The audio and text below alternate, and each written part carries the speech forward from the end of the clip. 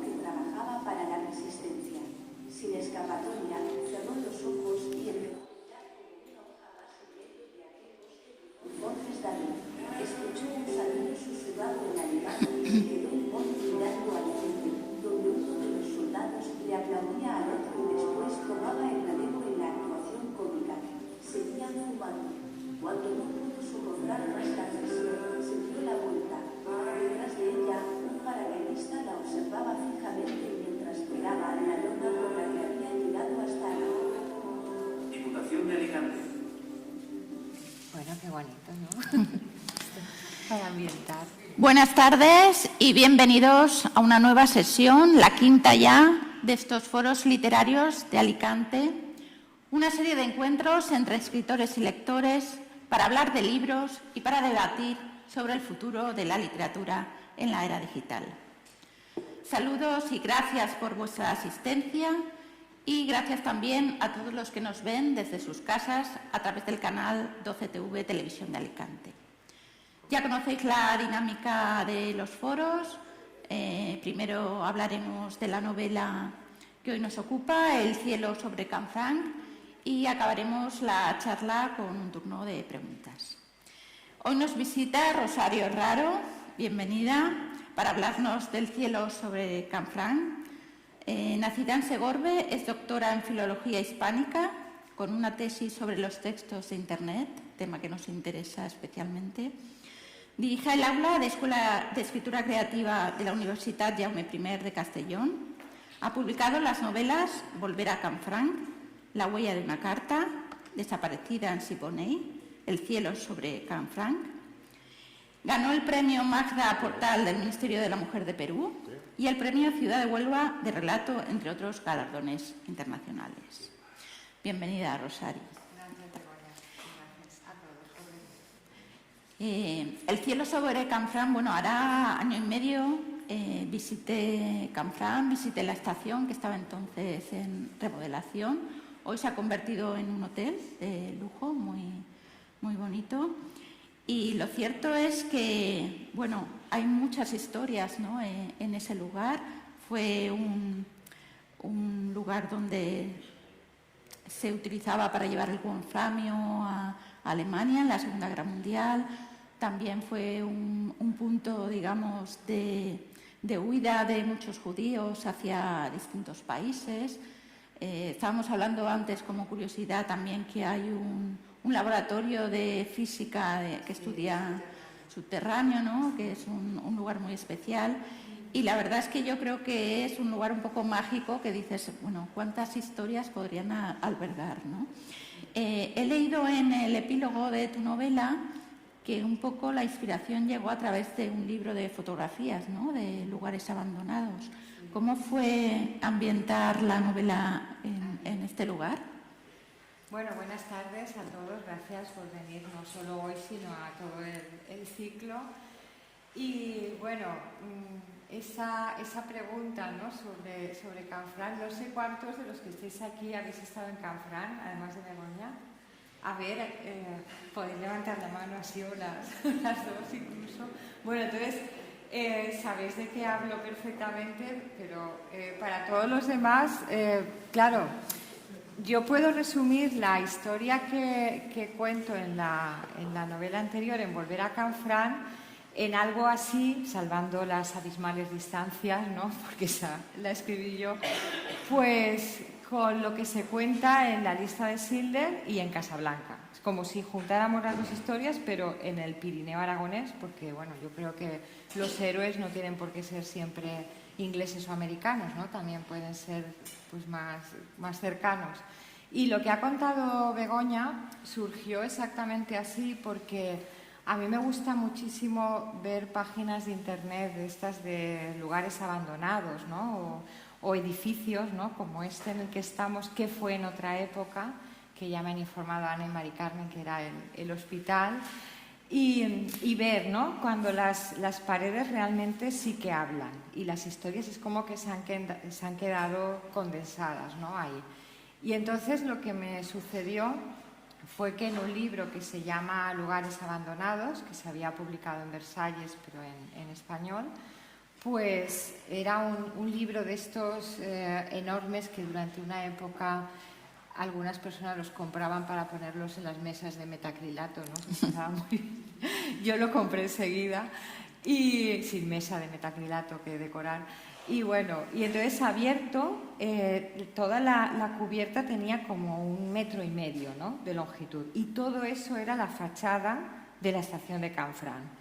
Y claro, en el libro había lugares pues de todo el mundo, por ejemplo, de la industria automovilística de Detroit, ¿no?, cuando se abandonó, pues, por ejemplo, el cine o la estación de ferrocarril, pues ya no era lo que era tampoco.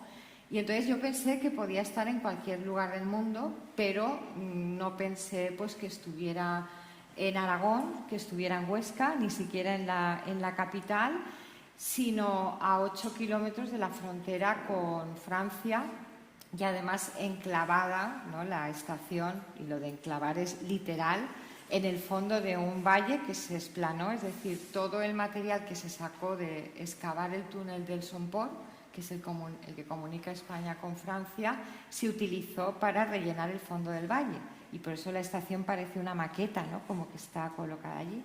Y bueno, a raíz de eso, pues cada vez que tenía un rato libre, estoy hablando ya de hace 10 años, cuando las dos cambiamos de vida, pues me ponía a leer sobre Canfranc, y cuando llegué a los hechos que habían sucedido durante la Segunda Guerra Mundial, pues pensé que tenía que contarlo, ¿no? Porque, no sé, yo creo que los mejores argumentos nos los proporciona siempre la realidad. Y una prueba de eso, que os pasará a todos, ¿no?, que es, o sea, a veces nos encontramos con alguien y le decimos: te voy a contar algo que no te vas a creer, pero me ha sucedido. Y eso es porque nosotros somos conscientes de que la vida no es verosímil, pero en la literatura la tenemos que convertir, ¿no?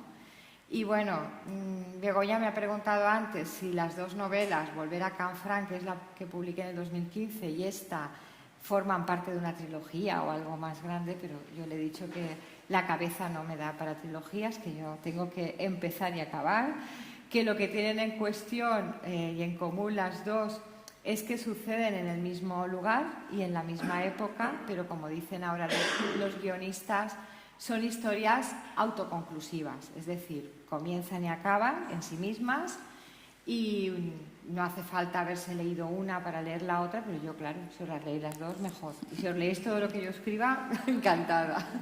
Sí, son independientes, aunque es verdad que hay dos personajes de esta novela que son protagonistas en la anterior, ¿no? Como si un mundo, un spin-off, ¿no? O una ampliación. Es que quería que tuvieran un cameo, ¿no?, al menos.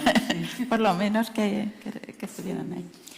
He tenido oportunidad de leer muchas noticias que, bueno, a raíz de precisamente la transformación de la estación en un hotel, muchas mujeres, especialmente de Canfranc, que habían sido, digamos, espías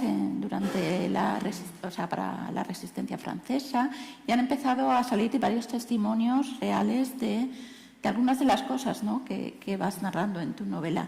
No sé si tuviste oportunidad de hablar con alguna persona real. Valentina, la protagonista, ¿está basada en una persona real o quizá es un conjunto de muchas personas que has llegado a conocer? ¿Cómo fue un poco el proceso de creación del personaje?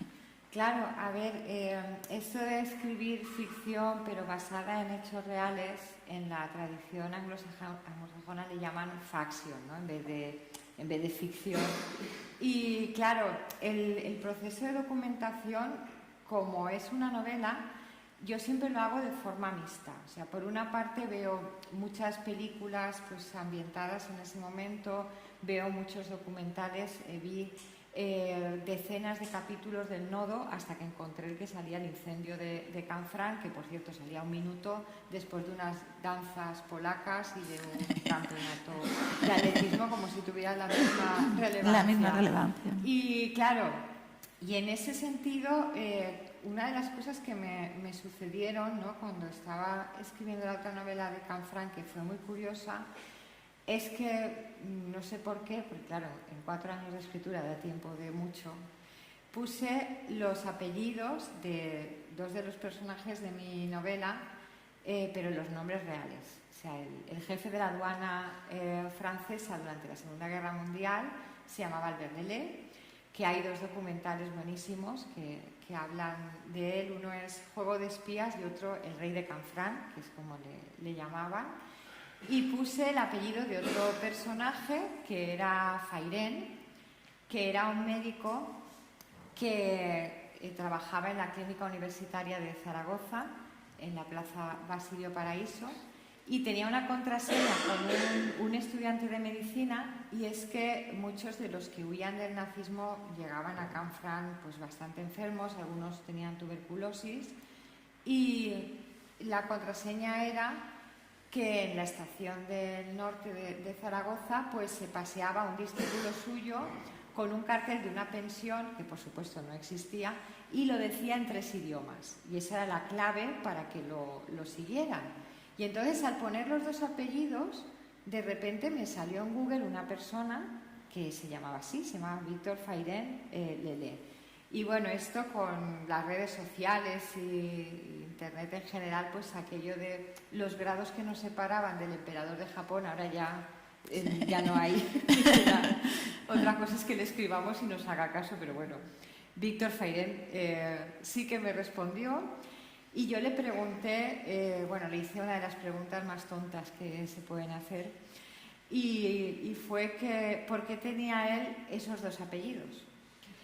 Y claro, imaginar, pero fue tal, no sé, estaba tan emocionada, ¿no? Y entonces me contestó que porque eran los de sus 2 abuelos y si a mí no me pasaba.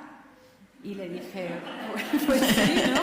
Claro, yo me llamo es frecuente, López, ¿no? porque eran...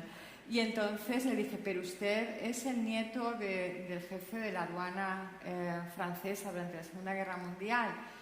Y claro, para mí era, pues no sé, el héroe de la resistencia, la persona sobre la que yo estaba escribiendo la novela, que además me interesaban muchísimos pasajes de su vida, como que, por ejemplo, él ayudó tanto a que se virara el curso de la guerra desde Canfranc, entre otras cosas, se pasó el primer radiotransmisor a piezas por allí, con el que el alto mando aliado se pudo comunicar con la resistencia, porque lo pasaron por Canfranc, luego lo llevaron a Madrid, a San Sebastián, hasta que llegó a Londres. Y bueno, y entonces cuando la liberación de París, pues Charles de Gaulle lo quiso recompensar, lo llamó a su despacho y le dijo que le pidiera lo que quisiera, que si quería una embajada, que eligiera el país, que si quería formar parte de la Asamblea Nacional, que sabéis que es el equivalente a nuestro Congreso de los Diputados, o si quería, pues, no sé, otro tipo de cargo. Y él permaneció en silencio mientras De Gaulle, bueno, las que la habéis leído ya lo sabéis, le hablaba, y un correligionario suyo, se llamaba Franz, le tuvo que dar un codazo porque ya estaba quedando como un poco mal educado. Y De Gaulle le volvió a repetir la pregunta y le dijo, como no le contestaba, le dijo, y entonces, ¿se puede saber qué es lo que usted quiere, buen hombre? Y él le contestó, volver a Canfranc. O sea, solo eso, solo quería volver a Canfranc. Y luego, bueno, a los más íntimos les dijo pues que no le gustaba tener jefes, que le gustaba la montaña, ¿no?, y la naturaleza, pero yo dije que solo por eso ya valía la pena escribir la novela, porque aquí cuando se forma el gabinete ministerial, ¿no?, todo el mundo está pendiente del teléfono por si acaso, por si le llaman, ¿no? Y entonces para mí, un hombre que no quiso ser ministro, no quiso ser diputado, no quiso tener ningún cargo, y que pensaba, pues, no sé, todas estas personas que había salvado, ¿no?, de una muerte segura, que él nunca le dio importancia, y eso me lo dijo su nieto. O sea, me dijo, el abuelo Albert, ¿no? Porque claro, para él era su abuelo. Y luego me sucedió algo relacionado con esto.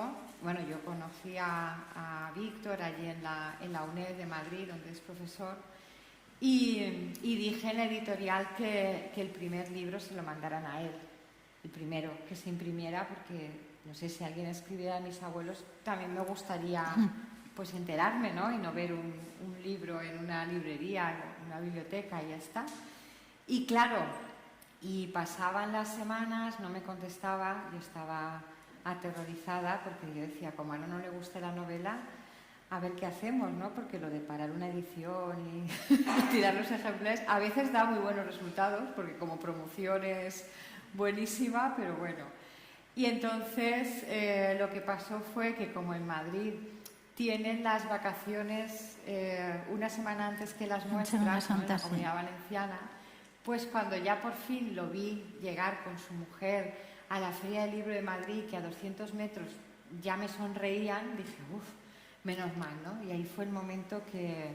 Y claro, me sirvió de mucho conocerlo a él, conocer, por ejemplo, una mujer que trabajó de cocinera en el hotel, porque el Hotel Internacional estuvo abierto hasta 1982.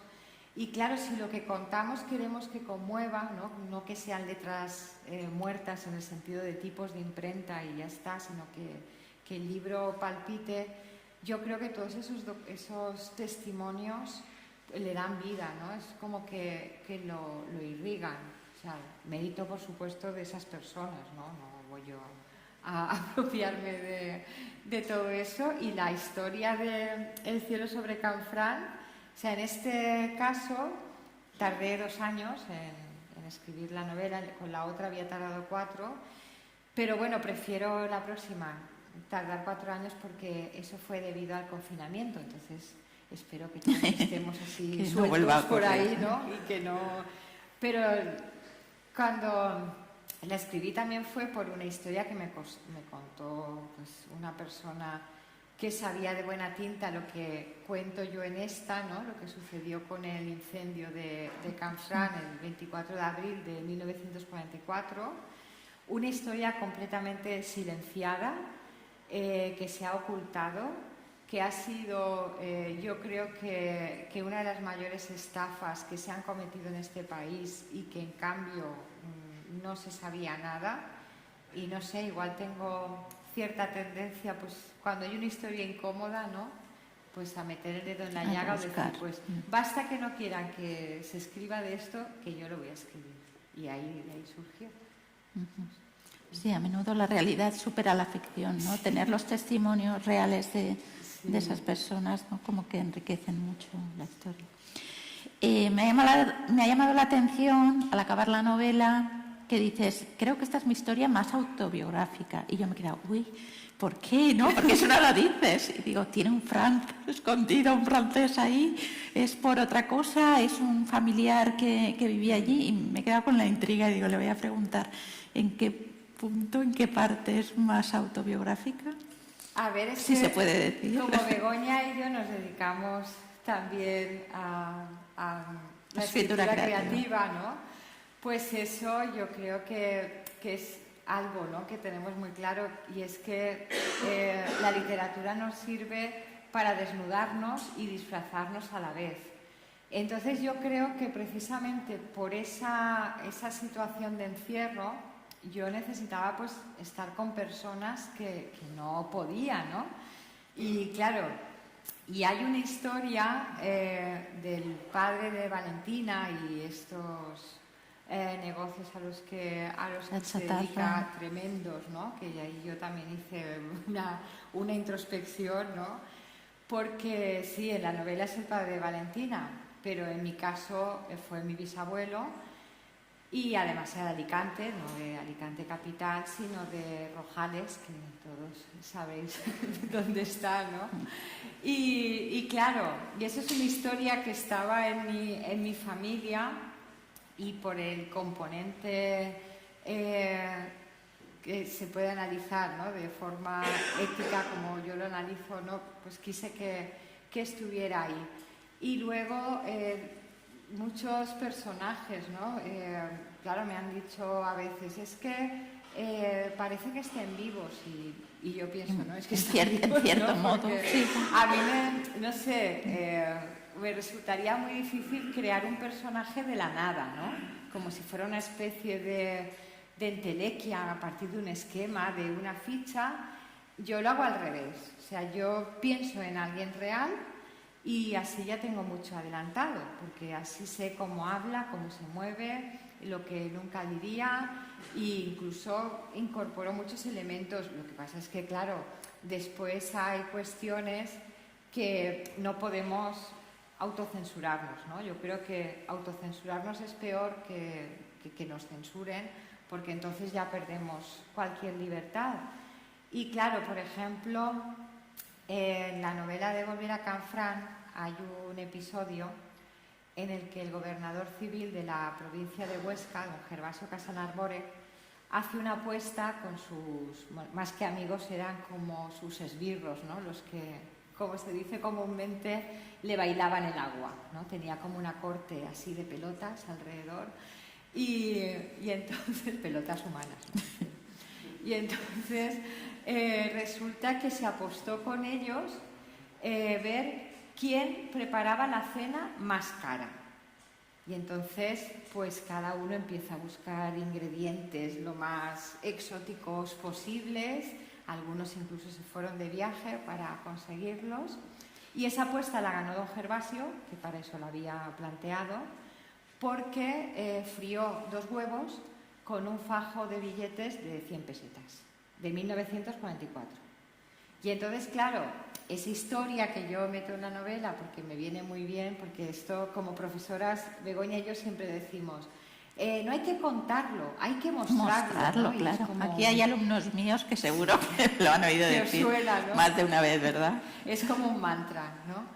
Y entonces, claro, yo no puedo decir, don Gervasio era muy malo, pues porque eso no vale, ¿no? Sino que yo tengo que mostrarlo, porque aquí funciona lo de por sus obras lo conoceréis, y obras son amores y no buenas razones. Entonces, claro, cuando vemos a una persona que hace esto en plena posguerra, además con el dinero habido por la venta de salvoconductos para las personas que estaban desesperadas y querían cruzar la frontera, decimos, uff, no sé por qué, pero me cae muy mal. Y decimos, no, yo sí que sé por qué, ¿no? Porque ya he cargado las tintas para que sea alguien repulsivo, ¿no? Y luego con los otros, pues como con Esteve Durandarte o Franz, el paracaidista alemán, pues claro, al contrario, ¿no?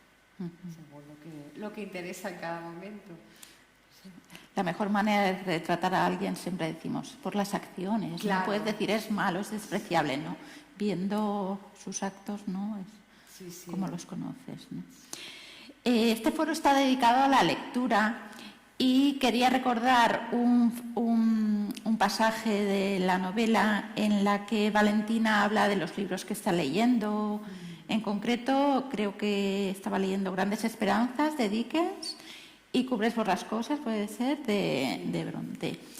¿Cuáles son esos libros que, de alguna manera, no sé si te hicieron disparar la idea para la historia o al menos que te han ayudado a la hora de convertirte en escritora? ¿Hay algunos libros que tienes especialmente recuerdo?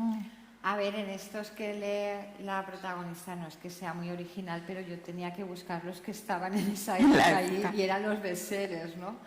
Pero claro, sí que de forma muy intencionada elegí las historias que compilaron los hermanos Grimm, que sabéis que, claro, ellos el libro que le regala eran Franz. Filólogos y lo que hicieron, pues sobre todo durante el romanticismo, pues todas esas historias y leyendas las agruparon de forma que han llegado a nuestros días.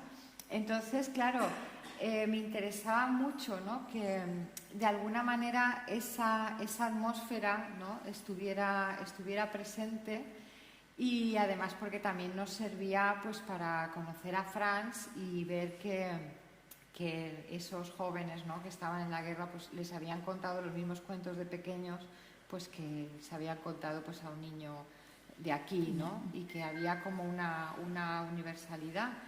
Y claro, a mí me interesan mucho estas cuestiones, ¿no? Por ejemplo, ya que el ciclo trata de la tecnología, pues yo muchas veces me planteo cómo fue capaz de escribir Cervantes El Quijote sin todos los recursos que nosotros ahora tenemos tan a mano. Porque, claro, Yo utilizo, pues, por ejemplo, desde el Google Street View a la base de datos del Ministerio de Cultura, pues, donde están las tesis doctorales, que se llama Teseo, porque tengo comprobado, hablando de libros, ¿no?, que cuanto más me documento, más rápido se lee los libros, ¿no?, porque es como dicen ahora los modernos, todo fluye, ¿no? Y sí que me ha pasado, pues, por ejemplo, me dijo una librera que un cliente suyo le había dicho que se había leído esta novela en 2 días, ¿no? Y yo decía, con la cantidad de libros los que tú me preguntabas, ¿no? Yo ahora tuve muchas dudas en si hacerlo o no, pero ya pongo una bibliografía al final, porque, claro, cuando algún lector terminaba de leer, luego me preguntaban qué libros me había leído yo, pues por ejemplo para la de Siboney o la de La Buena Carta, y a veces mandaba el listado, ¿no?, por correo. De la documentación, claro, digamos, la fuente. Y los enlaces y demás, y dije, bueno, pues ahora los pongo y así. Me gusta mucho que el lector haga el trabajo inverso, ¿no? Yo primero me documento y luego escribo, y los lectores es como que después de leer quieren seguir documentándose, ¿no? Y luego también me gusta poner las cartas sobre la mesa. Decir, no es tan frecuente en novela, es cierto, poner las fuentes, ¿no? Pero es verdad que muchos lectores, hay un tema a lo mejor que les ha interesado especialmente y poder recurrir, claro, y leer más sobre eso. A ver, yo no pongo una bibliografía académica porque sería un rollo, ¿no? Pongo lo que se llama una bibliografía comentada, pues si quieres saber más de este tema, sobre ese aspecto, no sé, cosas así, que sea más amena, que es la intención de todo. ¿Y cuál es tu motivación para escribir? ¿Vivir historias que te gustaría vivir? ¿Llamar la atención sobre partes de la historia? ¿Qué es lo que más, un poco, a ver, yo de la historia ahora, con mayúscula me referí? Sí, yo tengo 52 años y en este momento no me podría imaginar sin escribir, porque yo escribo, pues, no sé, iba a decir desde que tenía uso de razón, pero eso supone que ahora tenga. Bueno, creo que si no escribiera estaría bastante peor porque me equilibra mucho, ¿no? Y claro, y es una cuestión, pues como os decía antes, de decir, esta historia la tengo que escribir porque necesito compartirla, ¿no? Y sobre todo que cuando hay una labor de rescate detrás, eso me motiva muchísimo, porque es como, pues, dar a la luz hechos que por determinados intereses se han silenciado. Sí, como lo que decías del incendio, ¿no? Claro, que no es algo que no bastante han desconocido. aparecido. Y, por ejemplo, me resulta apasionante, pues, hacer toda esa labor detectivesca. En el caso de del cielo sobre Canfranc, cogí un mapa y mi intención era que, claro, que todo ese dinero que se recogió para reconstruir el pueblo viejo, porque Canfranc tiene 2 núcleos de población. Canfranc Estación, que se creó como una especie de poblado del oeste en torno al edificio ferroviario, y el pueblo de Canfranc, que es un pueblo, pues, que desde el origen, ¿no?, de la historia, desde que se tiene constancia documental, ha sido un lugar de paso, porque es el primer lugar por donde pasa el camino francés por Aragón después de bajar el puerto de Somport. Y claro, y con este mapa yo quería saber que todo ese dinero que se recaudó, que se hicieron partidos de fútbol, espectáculos de varietés, corridas de toros, se hicieron puestaciones populares en Francia y en América, llegó muchísimo dinero. La gente de allí me ha dicho que había dinero para reconstruir Canfranc 5 veces con las paredes de mármol y los glifos de oro. Eso fue literalmente lo que me contaron. Y en cambio, el dinero nunca llegó. Y se habla, bueno, yo no he querido poner la cifra porque era tan grande que podía resultar inverosímil. Y entonces, pues cuando vi entre Madrid y el pueblo viejo de Canfranc dónde se había quedado el dinero, me resultó muy curioso, porque no me lo esperaba. O sea, me esperaba pues, que hubiera sucedido alguna cuestión más habitual. Y claro, y el sitio ese que no lo voy a decir porque si no me hago autospoiler y ya es como contarlo todo, pues todos los años, desde el 2015, me invitaban. Y yo pensaba, con lo a gusto que estoy allí y lo bien que me lo paso, no me van a volver a invitar. Y me ha pasado justo lo contrario. Y eso me ha hecho ver que había muchas ganas de que esa historia se contara y de que se supiera, claro, quiénes habían sido. Que yo, por ejemplo, en Desaparecida Siboney, como yo aspiro a que mis libros acaben en las librerías y en las bibliotecas, pero yo no tengo ninguna ganas de ir a un juzgado, pues siempre utilizo alguna treta para que los lectores sepan exactamente pues, a quién aludo, pero sin decirlo yo directamente. Así siempre se puede aplicar lo del que no me refiero a eso. Pues come, ¿no? Y entonces en Desaparecida Siboney lo que se me ocurrió hacer fue que puse un telegrama real en los dos sentidos, porque era verdadero y era de Alfonso XII, que si el lector lo ponía en Google, automáticamente salía quiénes eran todos, ¿no? Pero bueno, así ya es el lector quien lo busca. Es una fuente histórica y yo la he plasmado. Sí, ¿no? No te pueden tachar. No me pueden decir que he injuriado o difamado, porque no está en mi intención, al contrario, ¿no? Hemos hablado en estos foros, recuerdo sobre todo el primer día salió el debate de la inteligencia artificial, si se escribirán libros por medio de la inteligencia artificial. Y bueno, sé que tu doctorado es sobre textos en Internet, pero me gustaría que explicaras un poco en qué sentido y qué aplicaciones, cómo utilizas tú la tecnología, no sé si a la hora de documentarte, a la hora de escribir. Bueno, ahora estamos así todos como muy alterados, ¿no? La inteligencia artificial. Cada día hay una noticia.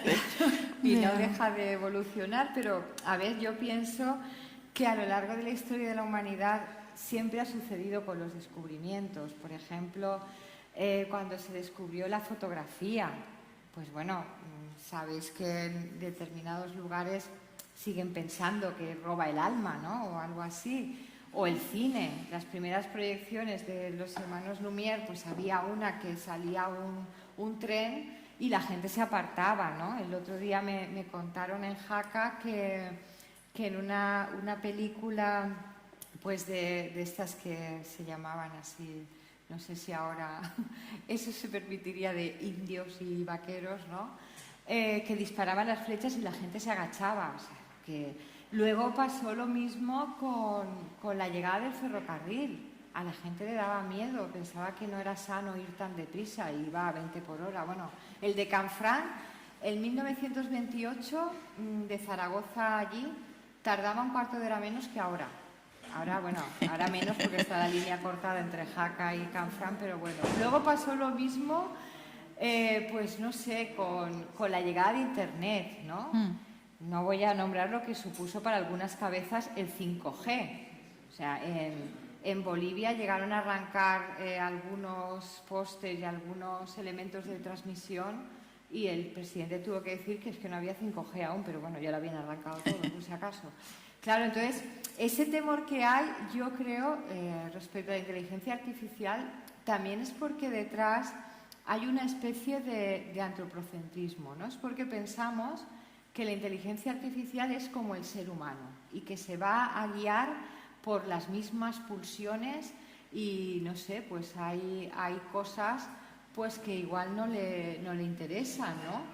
Y luego hicimos hace poco un taller sobre cómo aplicar la inteligencia artificial a la creación literaria. Hicimos uno en Castellón y luego lo repetimos en un retiro creativo en Canfranc. Y claro, yo estaba recordando cuando en el último cuarto del siglo XIX el espiritismo se consideraba una ciencia, porque pusimos allí estábamos todos en un salón y había una mesa en el centro, en el retiro creativo, y entonces estaba la inteligencia artificial, y era un poco como la Ouija, ¿no? Y cada uno le preguntaba. Y claro, tenemos que pensar que es una base de datos, y entonces todo lo que nos devuelve puede ser combinaciones, porque de hecho algunas de las obras que más éxito han tenido, si lo pensáis, son combinaciones de elementos anteriores. Por ejemplo, Harry Potter es como Oliver Twist más la magia, ¿no? Es como juntar dos elementos disímiles. Claro, y me acuerdo pues que había una mujer que es matemática, que está escribiendo, bueno, que ha escrito varias novelas juveniles, y ella le preguntaba, ¿cómo puedo hacer que un personaje adolescente sea malo, pero lo que hablábamos antes, que se le vea por sus hechos, ¿no? Y demás. Entonces, a ver, yo en estos meses, desde que salió en noviembre del 2022, ¿no? El ChatGPT, veo que de momento ya tiene dos grandes cualidades, y es que no comete faltas de ortografía y de sintaxis tampoco, y eso es muy educada, o educado. No sí, sé, eso sí. Yo hablo Disculpa, ¿no? Todo sí, si no lo sabes. Pero hay una cuestión muy importante. Por ejemplo, puede estar bien para hacer un brainstorming, una tormenta de ideas y demás, pero poco más, porque sucede una cosa. Si nosotros le preguntamos sobre un tema del que hemos leído bastante y demás, pues se le nota que no. Yo le pregunté, por ejemplo, un dato que yo sabía cierto, ¿no? de un naufragio, y entonces me dijo que era el Titanic, y le dije no. O sea, el Titanic no tiene nada que ver con otras cuestiones, y te dice, disculpa, ¿no? Como diciendo, me has pillado, ¿no? O, por ejemplo, o sea, yo le digo que en este momento la fiabilidad no es demasiado alta, porque, por ejemplo, antes de ayer dije, voy a ver si ya está más evolucionada. Le pregunté por un personaje histórico que había hecho determinada hazaña, pero en vez de preguntárselo directamente, le puse el contexto, ¿no? Y le dije, ¿en esta situación hubo alguna mujer? Y me contestó que no. Y entonces yo le di el nombre de esa persona y me dijo, bueno, vale.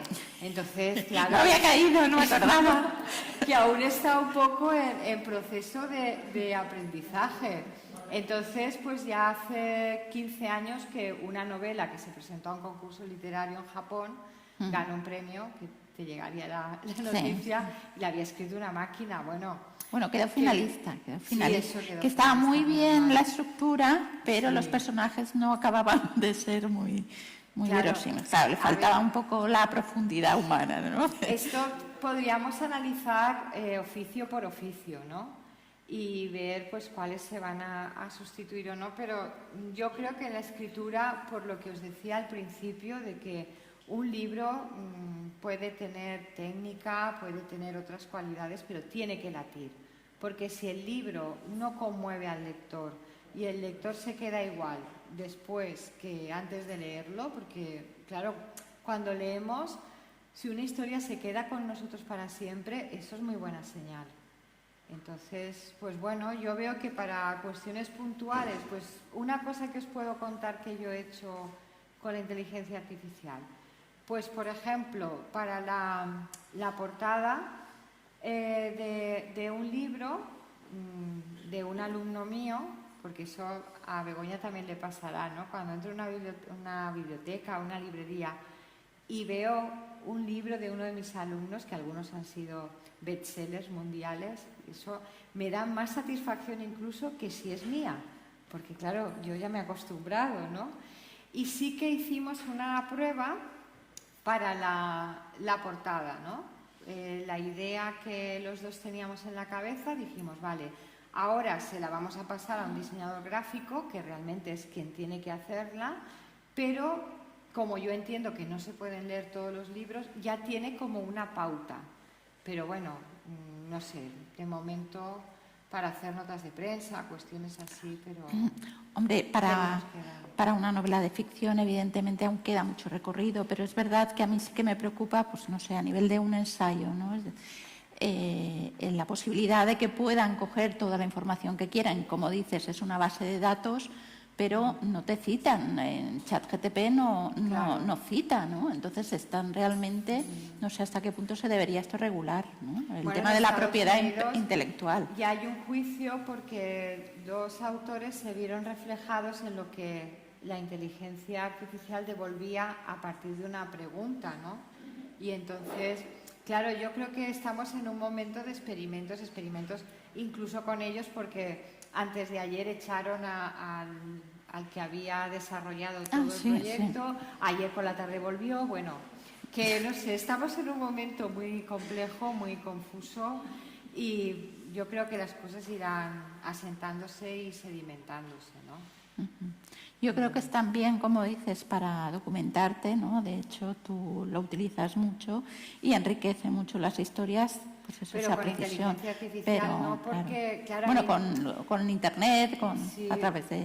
Pero las personas que nos leéis, claro, lo que sucede es que cada uno sois expertos en vuestro ámbito, ¿no? En aquello a lo que os habéis dedicado siempre.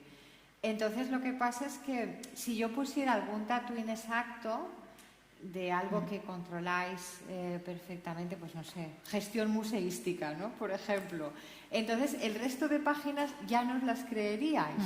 Y yo por eso creo que lo de la documentación sí que tiene que ser muy serio, ¿no? Entonces, a mí me contaron cuando escribían los guiones del Ministerio del Tiempo, cuando escribían los guionistas, que dicho así parece que los escribía yo, que cuando querían reflejar algo lo buscaban en 7 fuentes distintas, y por eso a esa serie se le ha reconocido el rigor histórico, que por ejemplo no están diciendo lo mismo del Napoleón de Ridley Scott, ¿no? Es que, claro, recurrir a varias fuentes para un poco estar. Bueno, creo que podemos iniciar un poco ya el turno de preguntas. No sé si os han surgido muchos interrogantes sobre la novela, sobre los temas del debate, lo que os apetezca. El micrófono, no sé si anda por ahí. Sobre lo que queráis. Otra cosa es que me sepa la respuesta. Si no, ya vamos. Bueno, la primera pregunta siempre es la más difícil. Luego ya... No sé. ¿Alguien? Bueno, menos mal. Pero más que por la novela, una cosa general. Esto que has dicho de la inteligencia artificial y todo eso, tú, las personas que escribís, ¿no? Los escritores, habéis perdido la frescura a la hora de leer, quiero decir. Como yo sé escribir, yo me pongo a leer una novela y la leéis diferente a nosotras, por ejemplo, que no sabemos cómo se escribe. Entonces, tendéis a ser más críticas o no lo leéis todo o... ¿Sabes lo que quiero decir? Sí. Surge en los talleres esta pregunta. Es muy buena pregunta, además. ¿Quién empieza? Bueno, te lo puede contestar. No, tú misma. O sea, habéis perdido la frescura a la hora de leer, quiero decir, porque yo, bueno, pues me gusta un libro, me engancho, sigo leyendo, pero cuando uno sabe de eso, no... O sea, ¿limitáis lo que leéis? Esto me lo dicen más? todos los alumnos. Aquí hay algunos alumnos y me dicen, es que ya después del curso... Es que ya no leo igual. Claro. Pues porque es el oficio, ¿no? El oficio de escritor, tú cuando te dedicas a algo lo ves con otros ojos, eso es normal. Pero es verdad que también se aprende con el tiempo a saber un poco diferencial. No lees igual, pero puedes desconectar hasta cierto punto para introducirte en la lectura. Pero es normal. Bueno, yo le estaba contando a ella, yo soy arquitecto hace 10 años que me dedico a la escritura y yo acabé la carrera de arquitectura y era entrar en un edificio y ver este forjado reticular, estas vigas, no sé qué. Claro, era imposible caminar sin pensar en todo lo que tienes en la cabeza. Pero luego con el tiempo ya entro en un edificio y no tengo que estar analizándolo, ¿no?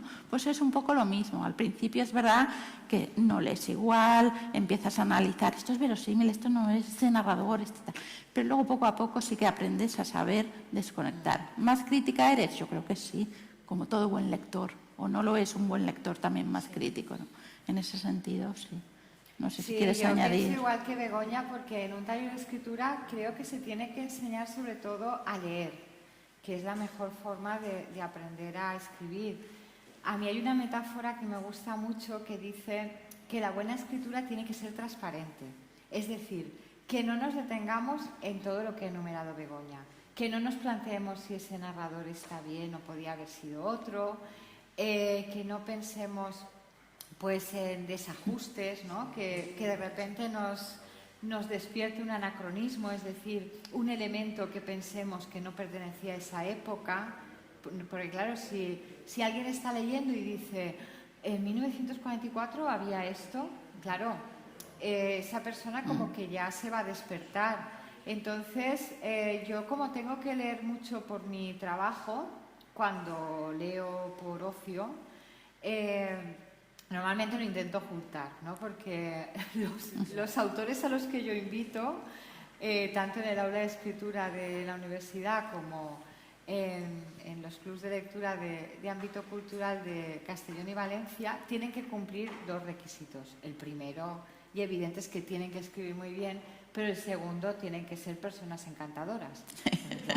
Claro, ¿Cuál es más difícil? No, además os lo digo así de claro, porque yo, por ejemplo, admiro mucho a Nerea Viejo, porque yo antes de estar en la universidad, yo trabajaba en gestión cultural y se podía tener todo perfectamente organizado, que como luego apareciera un perro verde, lo desmontaba, o sea, todo, ¿no? Esto dicho con cariño, lo del perro verde, pero así, ¿no? Y entonces, claro, cuando yo voy a leer una novela, lo que me sucede es que gran parte de las veces yo conozco a la persona que la ha escrito, ¿no? Entonces ya me resulta muy difícil no advertir lo que es autobiográfico, porque es como que enseguida me doy cuenta y digo, esto le ha pasado, de verdad, esto lo he intentado enmascarar, se ha inventado un personaje, pero es él o es ella, ¿no? Y a veces ya, pues en petit comité, cuando intercambiamos experiencias, pues que, no sé, me gusta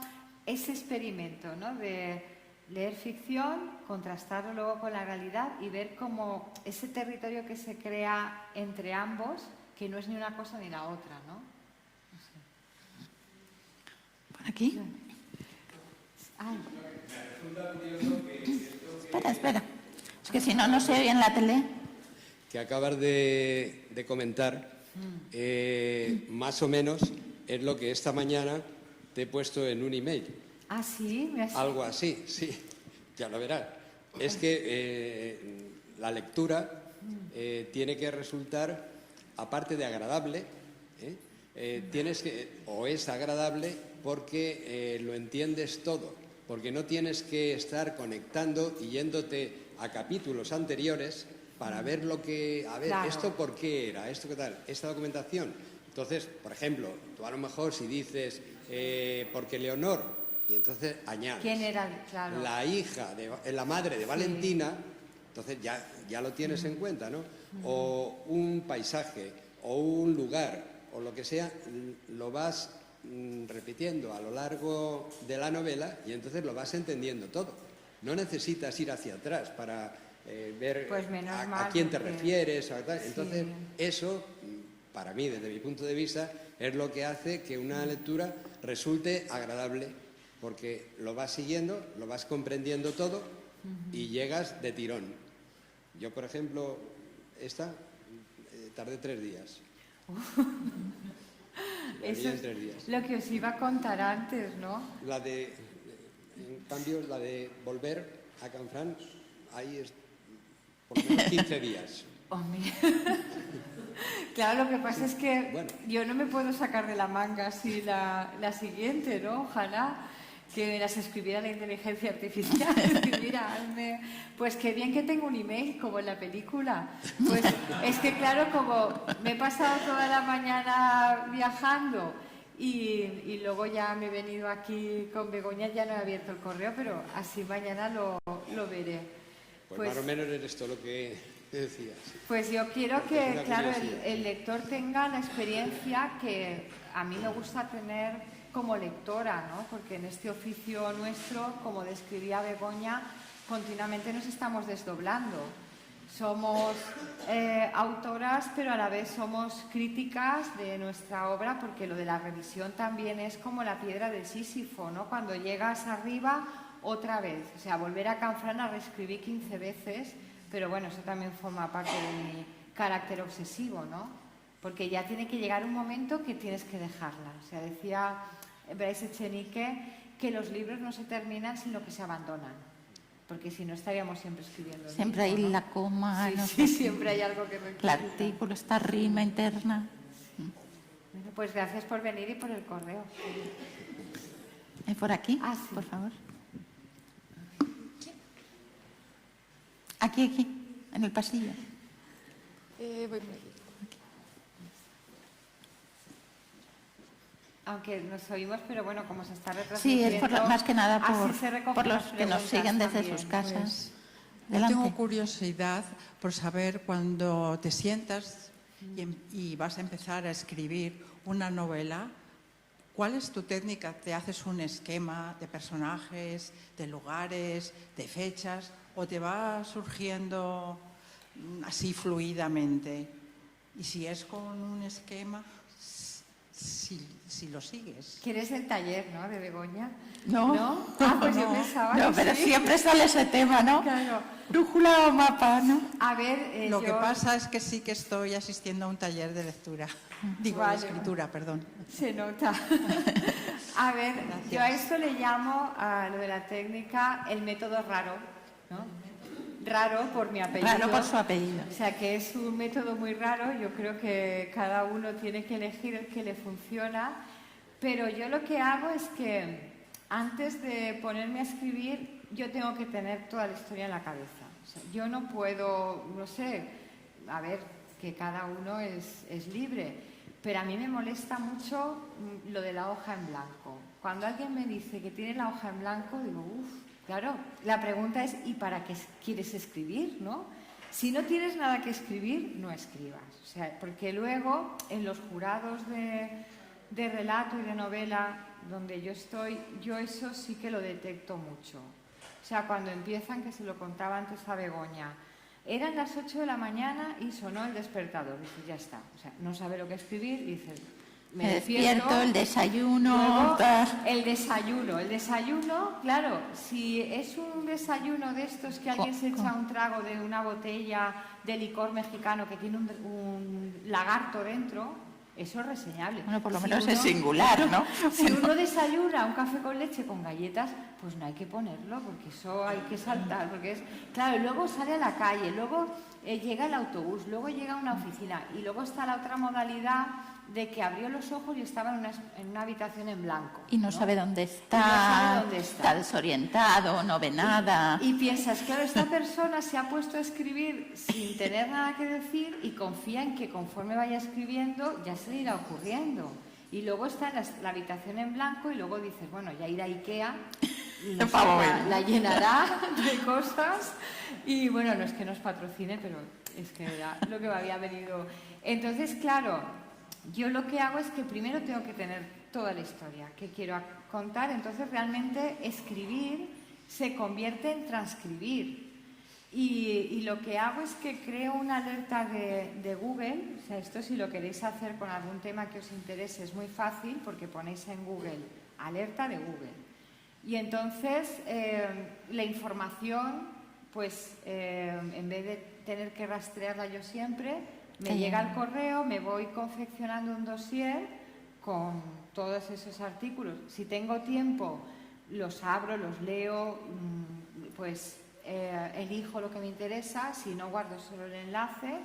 Y, por ejemplo, de Volver a Canfrán tenía un dossier de 800 páginas. Menos mal que la novela luego solo tenía 500, porque yo me gustaría escribir novelas más breves, quito cientos de páginas, pero aún así se ve que tengo el molde hecho de 500, no sé.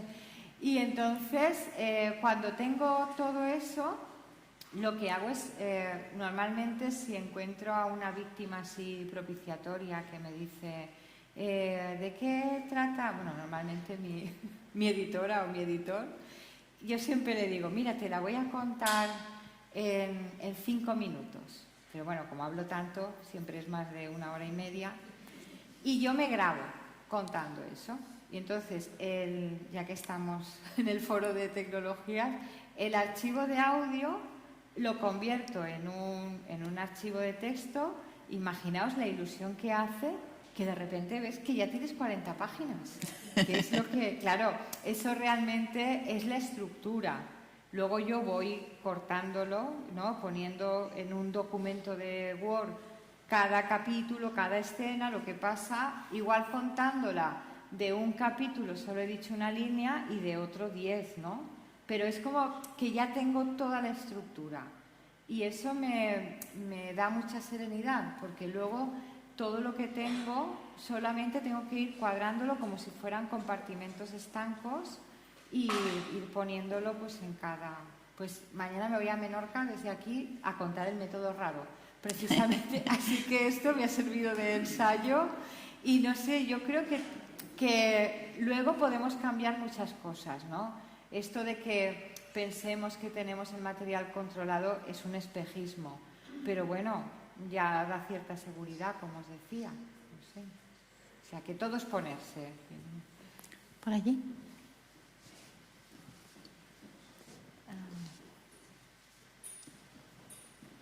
Es que así es realmente un foro. Si solo hablamos nosotras, claro, es una entrevista, ¿no?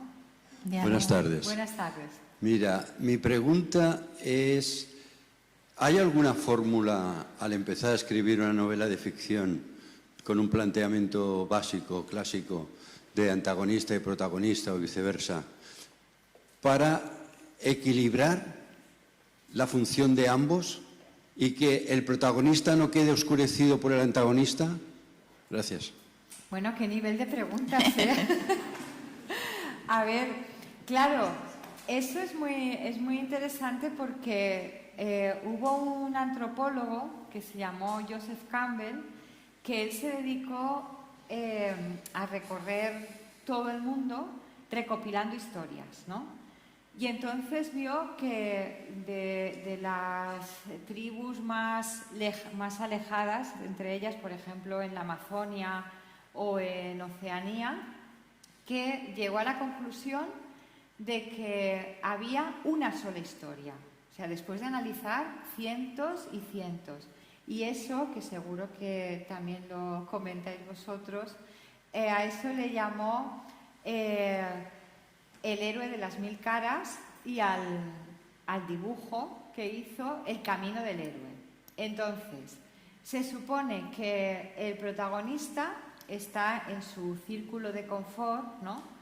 Que es, pues no sé, imaginaos una serie que empieza, que está en el sofá de su casa y de repente le llaman por teléfono o recibe un mensaje y tiene que ponerse en marcha. O sea, a ese esquema responde desde el Quijote, que citaba antes, a la Cenicienta.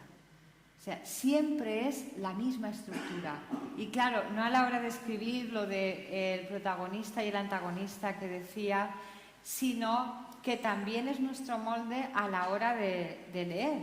Y claro, lo curioso es que el Quijote, de tanto leer libros de caballerías, pues decide, que a mí eso me parece un planteamiento muy interesante, cambiar el papel de lector por el de personaje, ¿no? Y él sale y entonces busca aventuras, encuentra a alguien que le ayuda y luego encuentra a todos los oponentes que se llaman. La Cenicienta igual. Ella, a ver, lo de círculo de confort tampoco quiere decir que se viva de una forma ideal, pero a veces, sabéis, esto es como lo de la rana, ¿no? Que dicen que si echas una rana, yo no lo he probado y no lo probaré, que me dan pena las ranas. Si echas una rana en una olla y empiezas a calentarlo, la rana muere cuando hierve. Si el agua ya está hirviendo y echas la rana, salta. Entonces, la situación esta de la que parte el protagonista no tiene por qué ser edénica, ¿no? No tiene por qué ser el paraíso, pero en ese caso, maltratada por su madrastra y por las hermanastras, de repente recibe la invitación al baile. Ya estamos en todo el esquema que trazó Campbell. Y como tú decías, ahí va a encontrar antagonistas, ¿no? Pues claro, en ese caso las tenía en casa. Va a encontrar una persona que le ayude, en ese caso es una ayuda sobrenatural porque es la hada madrina, ¿no? Entonces, esa historia, cuando veáis una película, una serie o leáis una novela, mirad cómo se repite. Entonces, claro, ¿qué nos puede pasar? Que el antagonista sea más atractivo que el protagonista, ¿no? O luego a mí hay algo que me parece muy difícil y cuando lo veo hacer me admiro. Por ejemplo, hay una serie que se llama Perros de Berlín, que el protagonista, o sea, está ambientada en la actualidad, en el mundo de las apuestas del fútbol, de la inmigración turca, y claro, tiene todos los defectos del mundo. O sea, si yo los enumerara, me diríais todos, qué mal me cae, ¿no? Pero cuando ves la serie, resulta una persona muy magnética, ¿no? Muy atractiva.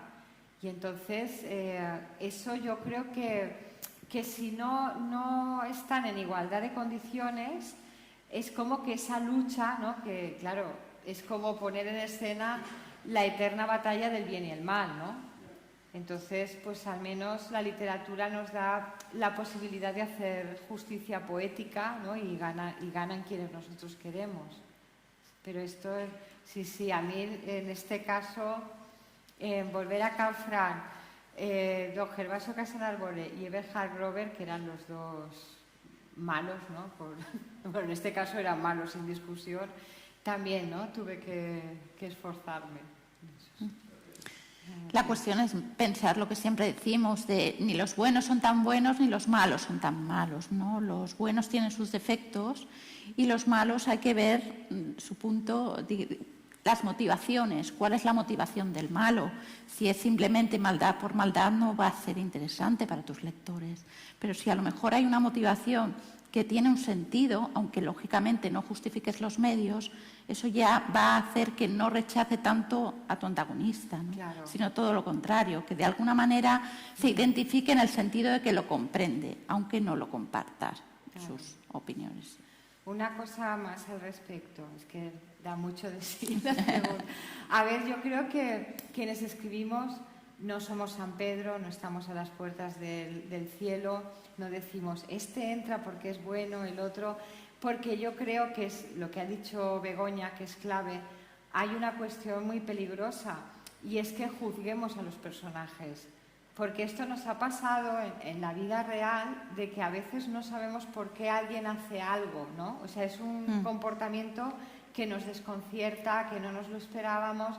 Cuando sabemos la historia que hay detrás de esa persona, entonces lo entendemos. Te llevas, ¿no?, muchas sorpresas a veces, claro, de la reacción de una persona, si no. Por ejemplo, contaban que cuando se estrenó la película Los Santos Inocentes, que además sabéis que está basada en el libro de Delibes, en la escena en la que, a consecuencia de que el señorito Iván le ha matado la Milana Bonita, ¿no?, al personaje de Azarías, que imaginaos en Cannes, que no sabían si dar el premio a Paco Rabanne o a Alfredo Landa y se lo dieron exequo a los dos, ¿no? Porque entonces a mí me contaron varias personas que cuando en el cine se proyectaba la escena del ahorcamiento, la gente se levantaba y aplaudía. Claro, eso fuera de contexto y sin saber quién era ese personaje, que además tenía mucho mérito que lo interpretara Juan Diego, porque parece que no se parecía para nada, ¿no?, el personaje. Claro, diríamos, pero qué barbaridad, ¿no? Siempre tenemos que condenar la violencia, la barbarie. Entonces, ¿qué pasa? Que en una novela, cuando los malos son castigados, es como decir, ¡ah, qué bien!, ¿no? Porque, claro, no siempre sucede así, fuera de las tapas. ¿Alguna otra pregunta? Venga, la última por aquí. Hola, felicidades en primer lugar. Sí, yo creo que te tienes que sentir muy satisfecha porque cuando has hablado del dinero, entonces has dicho, y yo puse el dedo en la llaga para averiguar un tema tan escabroso como es ese en aquí, y lo que retrae. Entonces, creo que tienes que estar orgullosa porque tú no sabías cómo iba a reaccionar luego los hogareños y la gente de ahí, y has comentado que te han tratado fabulosamente. Entonces creo que tiene que ser un gran orgullo para ti, aparte del libro, esa circunstancia. Gracias. Muchas gracias. Sí, porque, claro, no nos podemos coartar, ¿no? Y, por ejemplo, yo cuando decidí escribir, ¿no?, sobre estas historias, yo lo hice sin ningún tipo de pretensión. Y no sé, os cuento para terminar así muy brevemente 2 cosas que me sucedieron a raíz de esto.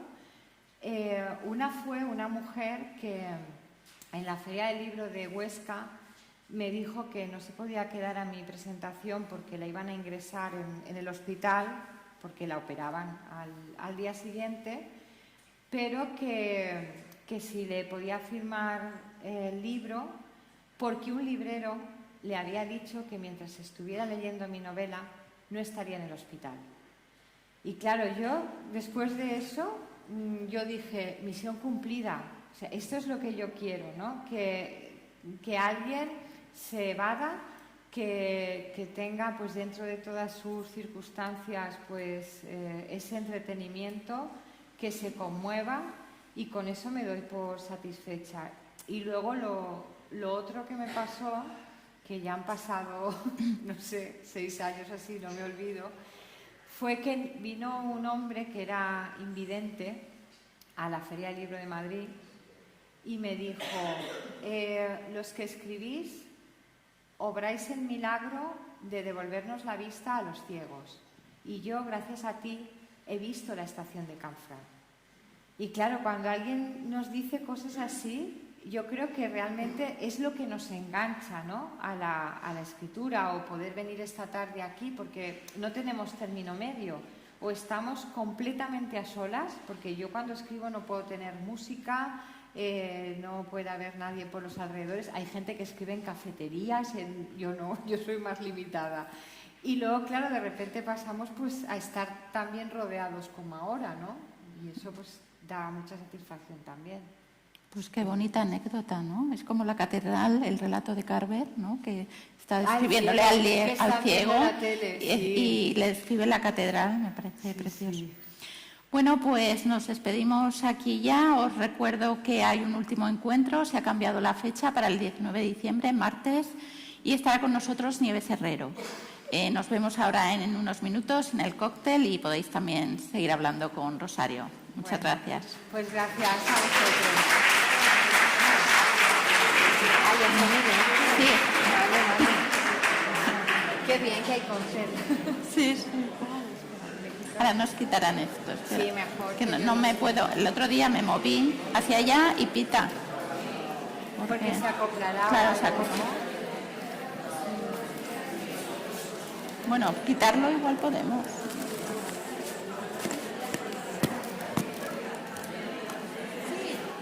Hombre, faltaría más.